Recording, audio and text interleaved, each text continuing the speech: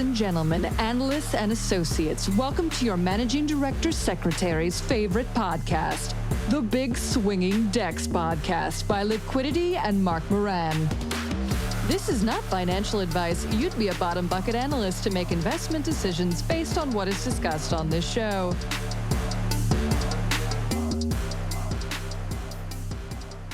That's interesting. Well, should we get into it, Mark? What do we have in store today? This is one of the episodes that people have really been requesting, that they've been wanting to hear our insight on, because this is an area where we both have expertise in slightly different ways. Yeah, we should have brought Carl on here because he's too busy working. Yeah, so the time this is dropping is basically the first week of intern season, which is the annual ritual where every college starry-eyed student comes in to Wall Street and wants to be the next Gordon Gekko, and they don't realize how bad it's going to be relative to what Hollywood portrays it to be like. And so, yeah, let's get into a couple of things that we think would be interesting to tell ourselves if we were going back to the internship world, and do's and don'ts, and curious to see some stories that you have to say from your time interning as well.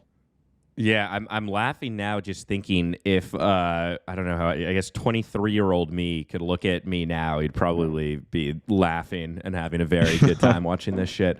But yeah, I mean, I think from my perspective, the one thing I'll mention before we start off is that, so I was a 2-time intern at Credit Suisse as a summer associate in their healthcare group both times.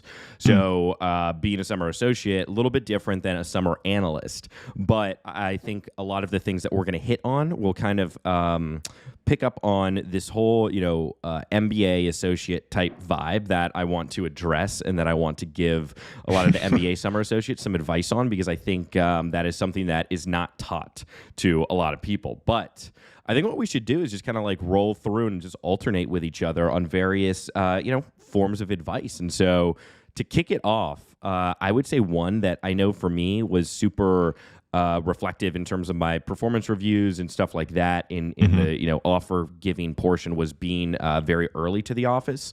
And in banking, as you know, it's funny because, if you're working a government job or, normal, like my dad wakes up at 3:30, my mom would wake up at like 4:30. But it's like, early in banking is like 8:45, 9, right? Right. Yeah. That's so true. It's like, it's not that early. It's not that early. But by being one of the first people in the office, like it makes a very good impression on people. Oftentimes when you're there, there's only going to be, senior people or the assistants there, kind of the junior mid-level people aren't in yet. So it's also a really good opportunity to be able to, have a coffee with someone or have a few minutes that, you wouldn't have during the middle of the day when people are kind of going through the grind. Mm-hmm. Yeah, it makes sense. I actually never followed that advice, but I always knew it was good advice. I'm not a morning person. All I knew, I was like, I'm gonna beat the analysts who were getting in at like 10:30. So I was always there like 9:15 or so. But that is definitely good advice, and probably more so for the associates who are there for the long haul and want to impress the MDs. It's a different mentality, but definitely some good advice. On top of that, I mean, I'll just add that just having a good attitude really goes a long way. Like no matter what, right? Like having a smile on your face is very memorable, because no one has a smile on their face. When you're walking in after working a 20-hour day. So just being there, happy to be there, saying, hey, what can I do? Just having a chipper attitude, like people really remember that. And I think just, hey, that's nice to be around someone like that. So very small, but it goes a long way. I totally agree. And it's one of those things that it's like, misery compounds. And I think a lot of people in banking have horrible attitudes. Which is accumulation of multiple factors. But I think, really as a summer intern, you're not going to have any value for the most part. And that's just something to kind of understand. And so the best way you can have value is just having a good attitude, showing people that you're there, you want to be there, you want to learn. And I think that's something that, that's 90% of this, right?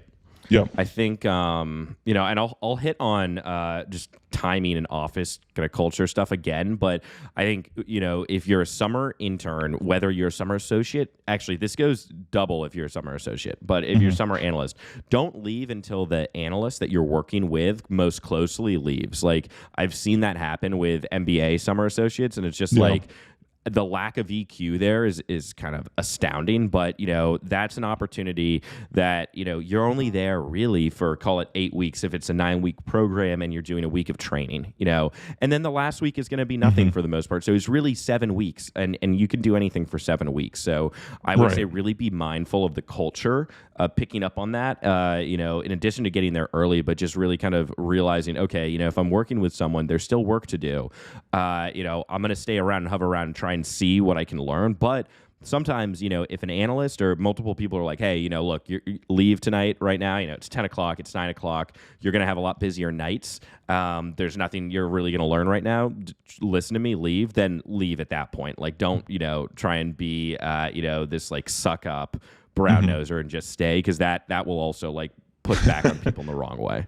Yeah, everything's like a matter of don't overdo it one way or the other. I think it'll. Exactly. It's always just don't rock the boat.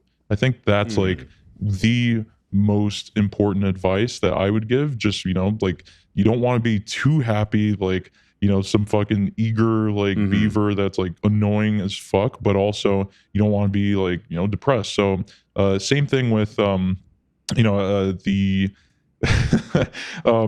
You don't want to be remembered for your smell, your outfit, or like hey man, Mark was like blacked out last night, he's a fucking tank, he knows how to drink.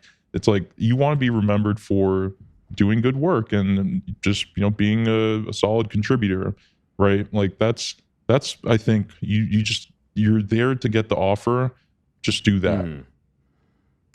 Yeah, and I think two components of that that are something I actually I got coffee with our interns Lit yesterday, as you know, and the two main pieces of advice I gave to them were when you're working on a deal, a live deal, preferably, which some people will be fortunate to do. A lot of people will go through their whole summer if you're at Deutsche Bank or Nomura, never doing a live deal, but if you're fortunate enough to have that experience in your downtime, try to take an older version of the model that you're using and to build it yourself, and so that you're figuring out all of kind of the little intricacies of it, and you're not just copying and pasting something, you're actually going and taking the effort to kind of see how something works. Because I think especially in Excel, it's one thing to look at something and think that you understand how the structure of the model is and how it functions. It's another thing to build it yourself, because I guarantee, like, when linking to a bunch of source data, when doing certain things, like I remember doing like all this stuff for like fucking managed care, and like you're dealing like on a number by number, hospital by hospital level basis of like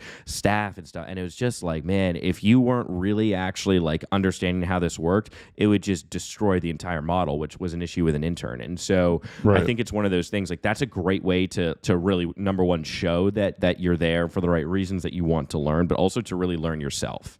And the other most important thing I think to do is to, in terms of performance wise, to have a very organized inbox. Like you really, and I would always, I had a list of shit that I would send to an analyst when I first was working with them or got, paired with them. And like, one is like, are you an inbox zero guy? Like, I am. Yeah. Okay, everything's in folders. Cause like I'll have different folders of like to-dos, based off of priority and stuff. But yeah, I mean, I like to sort everything into an inbox. And so, I mean, I probably have like 150 various folders right now in my inbox, but that's something like, that's how my brain works. And one of the ways you can be really useful is when an MD is like, hey, where's this email from a client? The associate's not going to have it. The analyst isn't going to have an organized inbox, but you as the intern, you could be the one to like get it over there super quick and look amazing if you can find it. Yeah. The simple things. Yeah, exactly. Super simple. Yeah. And so just going back on your point of, going back to a model and trying to reconstruct it and knowing like how it works, I'd say, as a summer analyst, one thing that I found very helpful was to actually learn the basics, like keyboard shortcuts on PowerPoint. Yeah, we kind of skipped over that. Yeah, I mean, like that was something that I like prided myself in because I'm actually a procrastinator. I want to, like spend as little time doing menial tasks as possible. And I was like, how can I do the shit faster so I can then have more free time? And it's like just learning the shortcuts that can save you time instead of grabbing the mouse and spending time like, oh, where's this function? And I mean, I recall like when I was in the thick of it, like this is pretty down bad of me, but like I would go back to my NYU dorm room that I was staying at.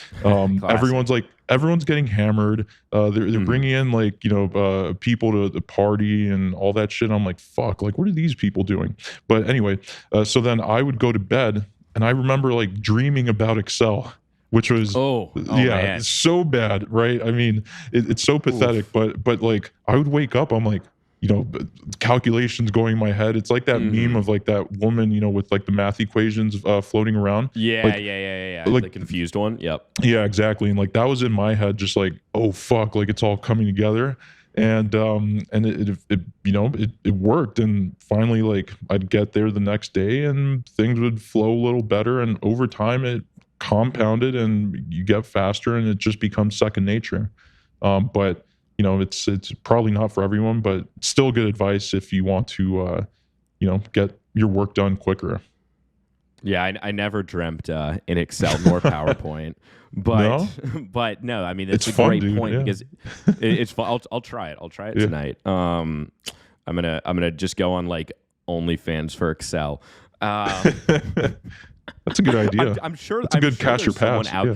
Actually, that would be a great idea. Just someone like naked teaching Excel shortcuts. I'd watch that if I needed to learn Excel shortcuts. I'm writing that down. Yeah. But we'll get Bart to do it. Where was I? We started talking about OnlyFans and lost my train of thought. Classic. So classic, right? Let's focus. Let's focus here. So yeah, right. It's 11 now. Okay. Okay. Another thing to do, and this goes for anyone who's a junior banker as well, is when you first get started on a new client, like you're obviously going to go get the new like initiating coverage reports, read through that, all that stuff, get the client code, but set up Google alerts, and depending on the kind of priority of the deal, if it's a live deal, I would put everything in real time, honestly, and just be able to sort the emails and figure out which matters, which doesn't, but set the alert to real time. And so when there's a news and do it for competitors, do it for every keyword you can think of in the industry. Like I remember like I would be emailing you at 7 a.m. while at the gym, like an article about, a $25 million potential like competitor to this one thing I was doing. It's like that, it may not be relevant, right? But it shows initiative, and it's something that continues to put your name in someone's inbox, and I think goes a really long way. What I will say about that, though, is that when sending emails, you want to make sure that you're not just kind of forwarding a Google alert or a link, that you are copying all the words on it and pasting it into an email, and if you can, saving it as a PDF and then attaching it as an attachment, as well as inserting the link, so that depending the phone, the computer, the iPad, whatever, that the senior people can read it and will have access to it. Because like if it's a Financial Times article and someone doesn't have a subscription, they're going to get irritated more than they will pleased that you sent something. Yeah, and on this whole Google Alerts thing, I think that's great, and I personally didn't do it as much as I should have, but it was definitely something I saw all the associates really on top of, sending it to MDs like, hey, like did you see the headline like about this company that we're working for? And I was like, oh shit, okay, like that makes a lot of sense. And I think that's something that not just Google alerts, but just following the news, right? And I think that's partly why I've dedicated time to building out ExecSum, which is our email newsletter that goes out Monday through Friday. And the whole point is for someone to just skim through what is most relevant to them, what's moving the stock market. Like you need to have an opinion on that. If you're sitting in an office and they're like, oh, like we can't pitch this, like did you see the market sell off, like tech's getting crushed or whatever. And if you're not on top of the news and what's going on, like you're just going to be there like, I don't know what's going on, right? So exactly. Yeah, just exactly. So Google alerts and being on top of the news is definitely very critical. And hopefully, everyone here listening is subscribed to ExecSum. But if you're not, you know where to find it. But it definitely goes a long way.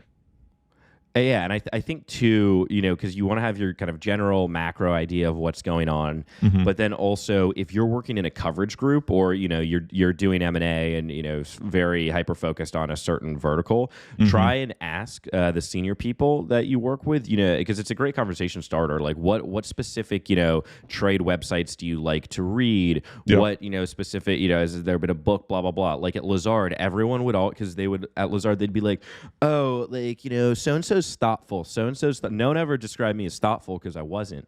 But it was just like they would always be like, the main question would be like, yeah, so what are you reading? And it's like, you ask that at Centerview, people would be like, what, you have fucking time to read in your free time? Like, okay, you're not busy enough. So wouldn't ask that at most places. But if you're at Lazard, ask, what are you reading? Because it's a very thoughtful question. Yeah. So I was in a TMT group, and TechCrunch is one that I always opened up. And Wall Street Journal, what else? Venture Beat.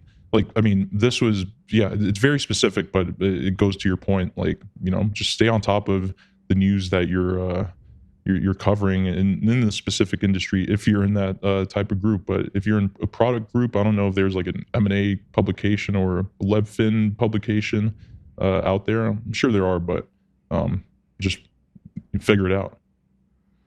Figure it out. I was trying to find this Fucking one. do it. Just do it. What the fucking guy's name was? He did a bunch of pharma supply chain stuff, which I obviously don't read anymore, so I forgot it all. But I forget his name. But that would be great if you're doing healthcare services. Okay.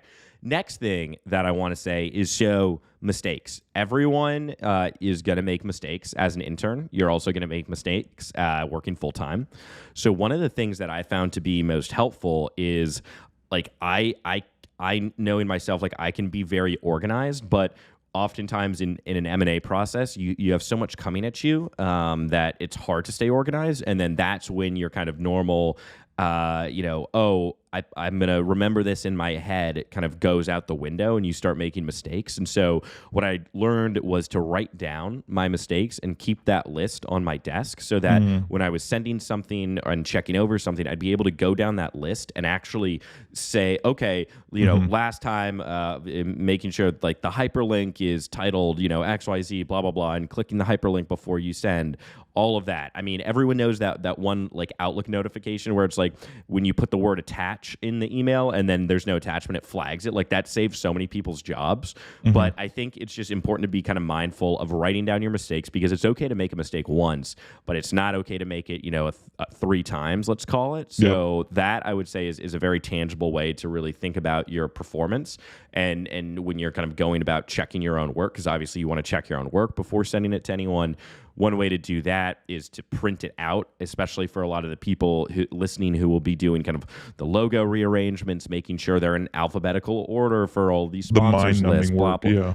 Right, exactly. Like the stuff that you just, it's so easy to kind of get sucked into and then you forget about it. Like print it out, go use the bathroom, get a coffee, come back 5 minutes later with a little bit of fresh eyes and then kind of go through it. Like I would even print out my emails and just kind of go through pen by pen or pen for word by word, whatever I'm trying to say. But like you got to check over your stuff. And that's something too that even if, you're sending things with a few errors, people will notice if you're printing stuff out to check it over, and that really goes a long way. On that note, I would say one thing that I just remembered was interesting. Someone told me just to like scribble or like mash your keyboard in the to field when you're sending an email, just so like when you're typing something to a client or whatever, right? And great point. Like you're basically forced to read it, and you're like, okay, when I hit send, you might actually have fucked up something, right? And since you scribbled whatever, it won't send it, and you're like, oh, thank God, right? Like I have one more chance to fix the error that I saw after I hit send, and you never want to like have the full like team ready to like, Yeah. on the 2 and the CC just to send it. And that's one minor thing that can help you double check, even if you did double check. So it's like your, extra safety kind of net. So yeah, I don't know what that's called, but I never gave it a That's name. a great point. The other thing in that same vein too is the order of people's email addresses is that it's a hierarchy. You're sending kind of by MD, then director, then VP, then associate, then analyst, and that's something that to really always take into account. It seems stupid. It seems probably made up to people who are listening who haven't done this job, but that's something that people do look at and carries. It definitely is something that if it's out of order, people will notice. Yeah, that is which seems so crazy that like, but I mean that's how it is. Like when it's because it's like any high stress professional setting job, it's all microaggressions. And so if you put someone's email out of order, like someone could be like, oh my god, am I not doing my job well enough? Like blah blah blah. It's nuts. You're like, I fucking worked 5 years to be in the middle of this email field, so don't fucking disrespect me. And it's always like a VP. It's always going to be a VP. Yeah, yeah. I think the VPs care more than like the vice chairmans or the senior MDs, but it's definitely a very small but important thing to not fuck up. So where should we go with this one? I think okay. So we've talked about a lot of these things. I'm sure there's a couple more on the do's and don'ts on the job, but I kind of like work performance stuff. Yeah, work performance. I think one that is funny is just like how to dress, right? And there's this photo of like the 2003 NBA draft where all the basketball Carmelo players, Anthony, LeBron, I think Dwayne Wade was in that one. Like they're wearing these like oversized baggy suits that just look ridiculous in hindsight, and it's like, don't wear that if you're a guy, right? To just be mocked, right? And then like with the oversized parachute sized Brooks Brothers classic fit, it's like have a little bit of taste, but it's not that expensive if you know how to shop. It's more just like make it look decent. It's a professional thing. It's typically a client facing role, and you need to have some sort of sense on like your outward appearance. So spend some time to have a decently tailored look, and don't overdo it. Don't also go flashy either with the Ferragamos and the Gucci loafers. But I don't know, what was your take on that? I Mark? I do that as an intern. Actually, one of the funniest things happened to me as an intern. So after like it was a Friday, like maybe 2 or 3 weeks in, and it was kind of payday. So one of actually this guy will definitely be listening to this, but this guy, he was a director at the time. And so he's like, hey, Moran, you just got paid? And I was like, yeah. He's like, all right, come with me. And we went to the Gucci store in Midtown. And so he instructed me on which pair of loafers to buy. And I still have that pair. So thank you to that individual who will hear this. But that was something I thought was very funny. And it like also turns into like a big joke too. But saying that, you're going to have opportunities where there's certain people that you're working with who, are full-time, obviously, but they're gonna say, hey, you want to go get a drink, you want to do this, like do those things. Like you're in New York City, or San Francisco, whatever, but you want to go to a strip club, Mark? Yeah. Well, I mean, I can do that. Deutsche Bank. We can do that because we are investor relations professionals for RCI Hospitality Holdings Inc. But a lot of people don't have that luxury, right? Actually, I did go to a strip club. I did go to a strip club when I was an intern with a director. He's no longer. None of these people are no longer at CS, so you can't trace them. But this guy, I forget what season of Billions it's in, but the kind of strip club that travels around, like that's what this one is the real one, and it was a very interesting experience going. I remember that. To. Yeah, right. It was very interesting going with like a 40-year-old guy, and you're there and it's like 3 a.m. and you're like, yo, I don't really want to be here right now. Like I'm stressed. I have to like wake up early tomorrow. Kind of sad. Yeah, right. Like, I mean, it's different when you're like 20s versus like 40. Yeah. Yeah, like, dude, I mean, dude, I'll tell you, I walked into Tootsie's on a Monday at noon. That was really depressing. That was, I mean, and there's people in there like really depressing. But when you go out, I think that's a great transition, Lit, because like going out, you're always going to have these kind of, whether they're group specific drink events or firm events or intern class events, you're always going to have these. And I think it's fairly obvious, you know, don't drink too much, right? But someone's always going to do that. Right here, baby. That's what I did. Was that you? Do you have any stories of interns taking it way too far?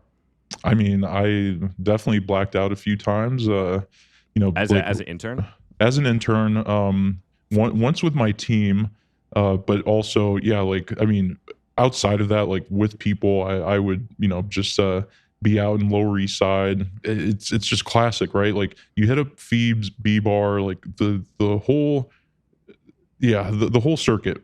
And 13th Step was another one. It was just like... that was a classic. That was a classic. Yeah, and I was like, you know, I'd wake up and this was like, you know, Saturday or Sunday and just like, you'd be on call and it was the worst feeling ever. But yeah, I mean, it was fun looking back at it, but it was definitely tougher to get the job done. So...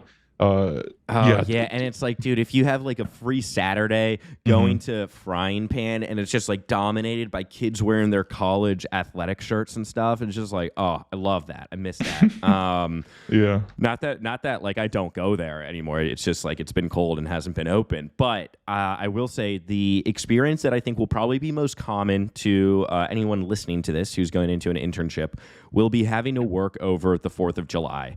And that is never fun. It's always very depressing. And I've done it. I mean, I did it every year when I was working. You know, I think that when I'm honestly not sure if do they not do that anymore? I don't know, because like over the years, the intern schedules were like more geared towards like HR type stuff and hey guys, like, you know, you don't have to work past a certain time, and this was mainly for like the summer analysts, and you know, make sure that you take off the holidays or certain weekends. I was like, what the hell is this? Like, this is not anything like my internship experience. You know, it used to be you're experiencing exactly what it would be like to be a full-time analyst. But now, like, they have all these workshops and HR things with speakers and, you know, the timelines where they are actually allowed to leave. So maybe they won't be working if they're in like one of these coddled groups. But I would say it's probably still the case if you're like at a smaller shop, you know, that isn't following all those, you know, Goldman's or Morgan Stanley's from a mega firm, you know, compliance perspective. Yeah. Well, I mean, it's not like a lot of those places even really follow it oftentimes. True. But yeah, I mean, it's one of those things. Like, you know, you can do anything for 7 weeks, but also I think one thought that I had is that I think we're speaking about this from the perspective of, you know, men, you know, and obviously we can't speak about it from any other perspective. But I think too, you know, if you're a female, one of the really important things to do is that if the firm doesn't offer kind of like oftentimes you'll get paired with like a mentor, like an older, you know, a more senior person. If they don't offer that, I would try and do that and reach out yourself to kind of individuals at all levels who you think that you would get, you know, whether, you know, you're a member of a diverse group, you know, woman, whatever, just try and reach out to people and really build that rapport. I think the advice that I was telling the interns is like, you know, you'll have the people that you work with, so that's great. Always try and reach out to, you know, the senior people on your team, like an MD or a partner, to get coffee. I think that's a great way that no one's going to say no, and you'd be surprised that a majority of interns do not do that. And I think that's a super easy way to set yourself apart. But I also think, you know, if you have something in common with someone in another group, like when I was at CS, the head of the industrials group, he had ran track at William Mary as well. So I would go get coffee with him and try and like get to know other people that like very similar things to my background. And I think that's like another just great way too to be able to build a network and stuff within a firm, especially if you're at a larger firm. So I think that's something that's, oh man, dude, there was this day. So there's this like the fucking coolest managing director. He is in the sponsors group at Credit Suisse, UVA guy, and he would have we call it UVA Day, and we'd go to Bar Petey, and this would be like in the afternoon on a Thursday, and everyone from UVA. So there's like probably 35 people at CS at the time and a ton of interns would go, and it was so awesome. Like that was by far the best thing that would happen there. I miss that. I wish I had something like that, but sounds fun, Mark. Well, you went to an Ivy League institution, so you guys are not as fun as us. What can I say? True. Yeah, it's but that, Mark, yes. Oh wait, yeah. Yes, no, so one thing, like going back to finding a mentor or someone like it's definitely something that I think I mentioned in one of our prior episodes where there was an associate who like latched onto an MD and like that's where he accelerated and like built his career path. And I think that's the importance of establishing those relationships early and like helping someone guide you in a very tough and stressful environment, but also not just like a mentor like apprentice type relationship, but even like say your fellow summer associate or analyst class across groups, like say if you're in the M&A group or consumer or whatever, and you have friends who might be in ECM or LevFin or whatever, it's like who you can reach out to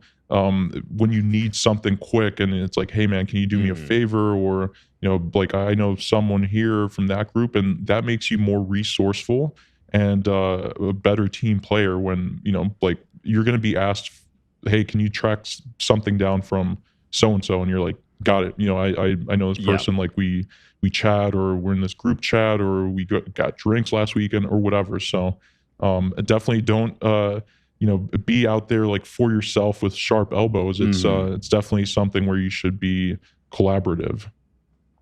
Yeah, and one thing that I'll add specifically to that is when I was at Credit Suisse as a summer, I noticed, and this is, I think a much more of a prevalent issue for MBA summer associates, but, coming from Darden and UVA Law, there weren't a lot of, there was a decent amount, there's probably like 4 others or so at Credit Suisse, but, for an NYU or a Columbia at these larger bulge brackets, you're going to have, 10, 15 oftentimes people, in the same cohort, right, from the same school. And the biggest mistake that I saw people make would be to only hang out with those people and to like become insular. And it's something that people really notice.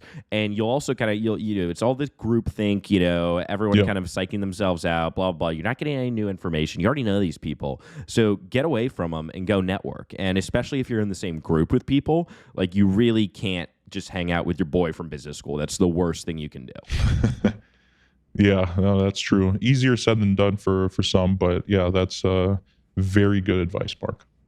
Yeah, and I get that because it's like, it's a level of comfort and stuff. But again, we're talking about something that's so short in duration that, what is it? It's like in fractions of a second, you as a human being develop a judgment of someone. And so just do everything in your power to not give people a reason to ding you. And I think oftentimes, in thinking of like the 3 or so people that I've worked with as summers that got no offer, like you could really tell it was all coming.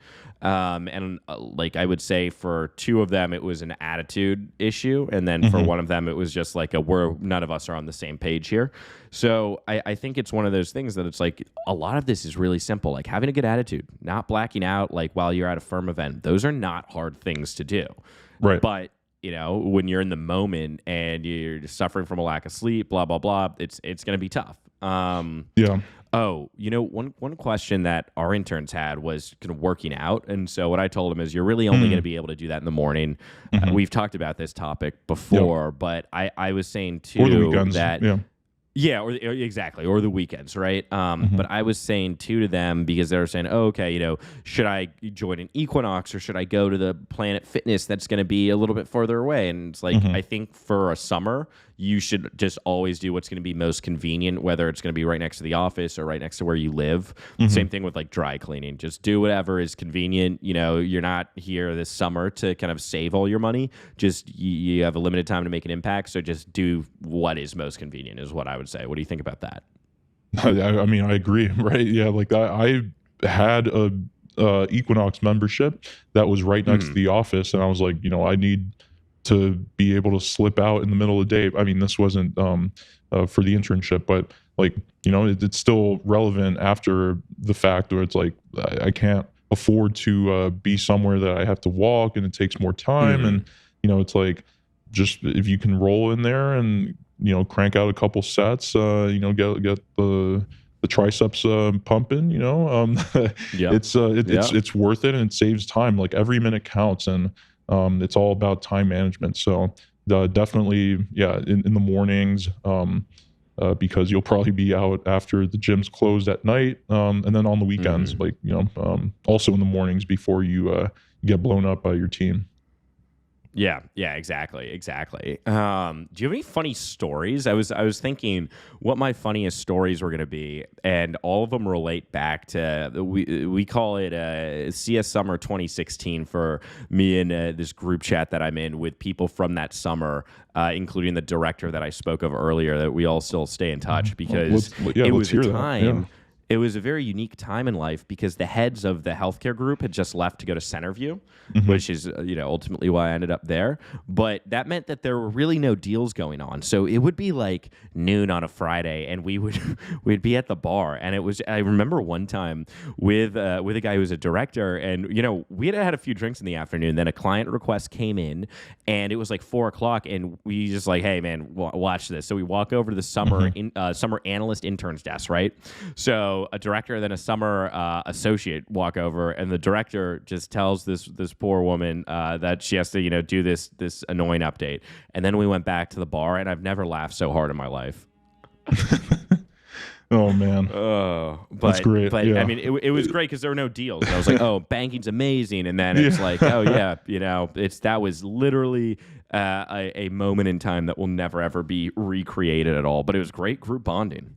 Yeah, no, that's pretty good. I would say, like the thing is, I know the people who I would say like had the funniest stories I could tell would find me. So like it's very identifying. Yeah. Like someone jumped into the Hudson River.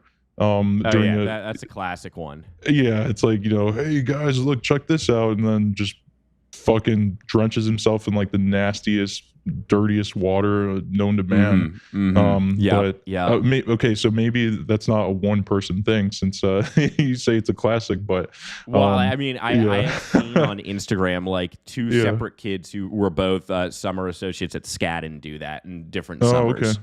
Well, so maybe it's more of a lawyer thing, but maybe, I don't know. But yeah, I was like, holy shit, man. Like, and then smelled like shit after he got out and dried out, and I was like, yeah, you didn't really think did he this go through. Back into the office, or why? No, it was just like it was like one of those summer intern outings that you're getting drinks in the middle of the day. But I was like, yeah, you better go home. You just smell like shit. No one wants to be around you. So yeah, that was a pretty funny one. General piece of advice: don't hook up with any of your fellow interns or anyone you're working with. Whoa, just wanted to add that in there. Yeah, I guess that's pretty good advice, Mark. I doubt people are going to follow that, because I've heard a lot of stories of people doing that, and seen it myself. Yeah, I wouldn't say I followed it, but I'm trying to tell people to not make the same mistakes I've made in my life. Yeah, hey, that HR interns. Yeah, rules for thee, not for me. Exactly, right. Yeah. I'm kind of the Hillary Clinton of that. Zing. So Mark, if you have no other advice, I mean, like I just want to have like one last parting one on from my end, which is, there's a balance to everything. We said this already, but it's not overdoing it to the point of, real mental and physical health deterioration, because I think that's something people are more cognizant Yeah, of. I mean, and there have been, like the kid in London recently, a lot of tragic things that have happened. Exactly. When and people lose so their boundaries. Yeah, and I think you haven't watched this show yet, Mark, but there's Hari from Industry who, major spoiler alert, by the way. So I'll put it on my list of things to watch. Yeah, like so like anyone who's watching this, maybe just skip ahead 15-30 seconds, but this guy was like chugging Red Bulls, like taking pills, I forget what kind, and wouldn't sleep. Like he would basically stay in the office just like trying to crank out, be this warrior, just show everyone like he's better, and he was gone. So yeah, like, and you just kind of look like a loser doing that after exactly. a while. So it's like, do something that's like shows that you're committed, but at the same time, like it's not worth like actually killing yourself over something, because it's not worth it. If it gets to that point, like it's time to have like a real human conversation with someone above you and or HR, so that it's like, look, we'll find a balance somewhere. So never get to that point. Yeah, and I would say in kind of a similar vein too is that, everyone you're working with, despite if they're a dick or not, at the end of the day, they're a human and they have gone through a similar experience to you. And I think that oftentimes, it's even if someone seems intimidating, which I think is a big issue when you're a summer intern, like, oh, I went to let's use UVA as an example, and like a vice chairman of the bank went to UVA.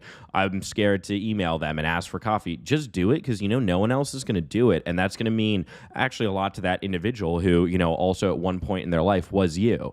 And I think that this is an opportunity that you have to really build a network, and to there's a lot of people that I still interact with on a daily basis that I became my friends when I was an intern, or people that I still know in the industry that I got coffee with. And so I think really just see the opportunity in this. Keep everything in balance. Don't have sex with your colleagues or get blackout drunk. Yeah. Always be ready to take notes, but just kind of think with a clear head, and it'll all be fine.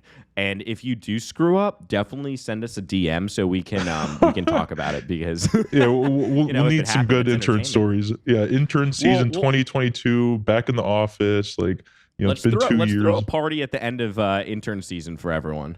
Ooh, I like that. Someone DM us when it's over, and maybe fiddlesticks, just out of personal preference. Frying pan. Yeah. But before we go though, we oftentimes we play cash or pass around here. But what if we did a little bit of a variation of hire or fire? What do you think about that? Hire or fire. Yeah, so you're going to be the one determining whether we're going to hire or fire someone, and I'm just gonna throw some ideas out there. So kind of something we talked about earlier, but say your summer intern from Williams College shows up in Gucci loafers and an Hermes tie. He's on the lacrosse team. The first question before I get to that is who is his dad or mom? So that was going to be my setup, right? Because I was thinking you were going to say fire, and then I was going to say but his dad works at Apollo and is very good friends with the MD that you're working with. Hire that kid ASAP. Yeah. Welcome. But you got to ask, are the Gucci loafers, are they 1953s or are they Jordans? And so I have a preference for the latter. So I would have to let that one pass if the kid was wearing those. But if he was wearing 1953s, I'd say fire, unless his dad's very powerful. Or, So funny thing is I actually have the 1953s. So I feel like a grandpa when I used to wear them, because I felt like the Jordans are like I don't know, kind of long and like they felt more, but they're nice. Yeah. I was gonna say though, because I know we have the same size foot. and that I know from our Del Toros. And so the 1950, they just make my feet look small. I'm like, that's not the image that I'm trying to project at Fiddlesticks, right? So the Jordans, like, they're sleeker, they're longer, which, you know, I feel like that's much more representative. You know what they say about you know, people with long shoes, dude? That's exactly what they say. That's exactly. So, you know, I'm just saying, think about that, right? Think about that for the optics that you're promulgating out there into the universe. Yeah, that's definitely true. So hired if dad is head of Apollo, fired if you know, it's just a fucking try hard. You're just an idiot. Yeah. Okay, so let me ask you one. Okay. So all right, so what if this person is good at their job, right? Like can model and like, you know, get you stuff on time, but always brings in like some leftover tilapia and heats it up in the microwave and just like stinks, you know, has like some body odor. What would you do? Hire or fire? Has anyone talked to them about this? Not yet. Like because I think there's two sides of this, right? Like I think oftentimes, like, you know, you could be like, you know, a little bit not maybe on the spectrum or something, like not there all socially and maybe not know. Like I remember in my in my freshman dorm at William and Mary, we had this kid, and it would smell so bad in his room, like you could smell it like in the hallway, like right. Yeah. And at one point we were like, look, we have to just confront this kid as a group, and we go in and we're like, hey man, and there was like 8 of us, you know, ready to confront the kid. Yeah. And you know, we're talking, and then he opens a drawer. This guy had a full rotisserie chicken in his desk drawer, and we're like, "What? Okay, that solves why it smells so bad." But it kind of turned out he had like a, you know, he was kind of on the spectrum. Okay, and so rotisserie chicken. You know, yeah, like it was a challenging thing to address, and ultimately my solution was like, that's someone else's problem because I don't know how to address that one. But, I think you try and talk to them is what is the point I'm trying to make. I think you try and, you know, say, hey, maybe I just tried this new deodorant, Axe body spray. Have you tried it? And see what but don't wear Axe body spray at the office either. Like I would rather be around someone who smells bad than Axe body spray. Oh, all right. Well, so no, maybe I just said that. I think I just said that. I don't mean that. No. All right. So would you hire or fire them? I think it would depend on a lot of variables, like, but I would talk to them first, and then if they just like had bad, and it's like, you know, if they're not cutting their fingernails, if there's all these issues, then fire. You know, no thanks. I can't be around that. You're fired.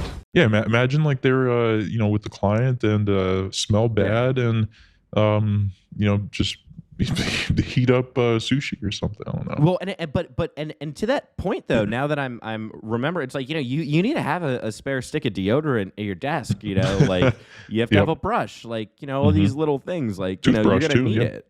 Yeah. So toiletries. Also, Chip, toiletries. Do for deodorant. Don't do an or do I forget what the one I use. I'll send the link I use to natural deodorant because it doesn't stain the white if you're wearing a white dress shirt, right, and turn it yellow because there's no metals in it, but also because it's, you know, natural, like, and it doesn't have, you know, the fucking sweat blockers. Like you got to put it on, you know, at like in the afternoon and stuff, because I smelled myself one day and I noticed that, okay, time to bring the deodorant to the office. Oh yeah.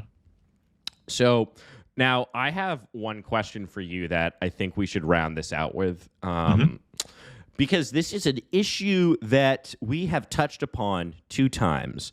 One is that this type of activity is mentioned towards the end of the book Monkey Business, and also when we had a former Deutsche Bank associate, Bill, on here, who wrote discussion materials. He spoke of this type of activity too, but I would say so. Say you have an intern, right, who you're working with, like, great kid. He was in, the fraternity that you were in, or he's on the same sports team that you're in or something, and he's totally cool. Like, everyone likes him, except there's one thing. And let's say you went in, one night, it's 11 o'clock. You guys are the only ones working there. It's a weekend or something, and you just kind of hear that noise that everyone, knows what that is, and it's like... and you feel like he's jerking off, but you don't know. You're not going to go investigate. But it's just this weird thing. What do you do? What do you do? Because it's not like it's something you can prove, right? Like, no one's going to stick their head under or over the top and be like, "Hey, caught it. You're jacking off at work on Bank of America's dime." Yeah. Both of these nuts. But, like, what do you do? And then it stops immediately. Like, when you walk in, you're like, "I think I just caught the kid." What do you do? Is this a hire or fire, or just like what I would actually do?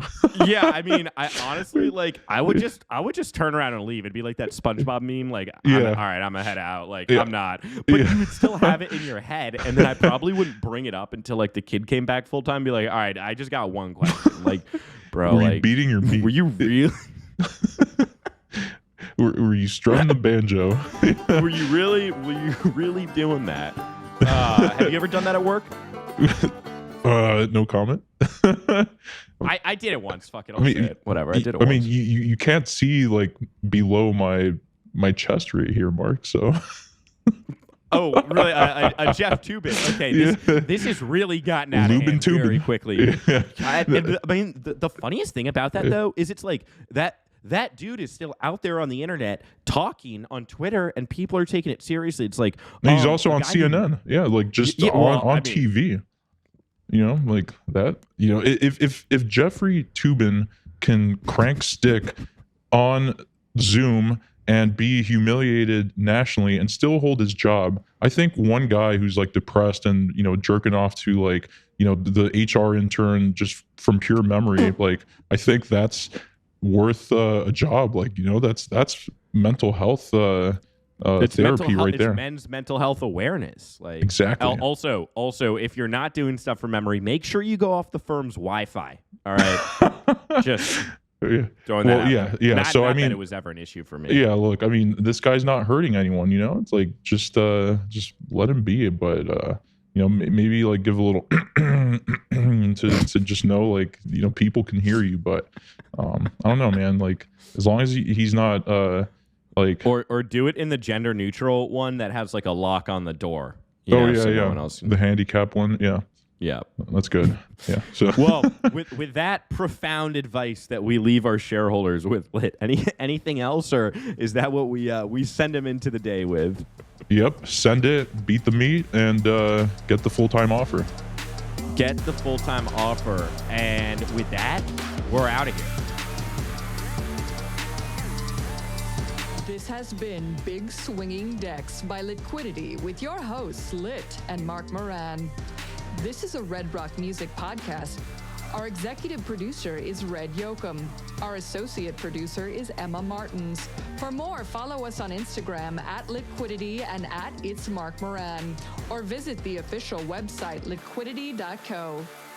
So tune in weekly to your Managing Director Secretary's favorite podcast, available wherever you listen to podcasts.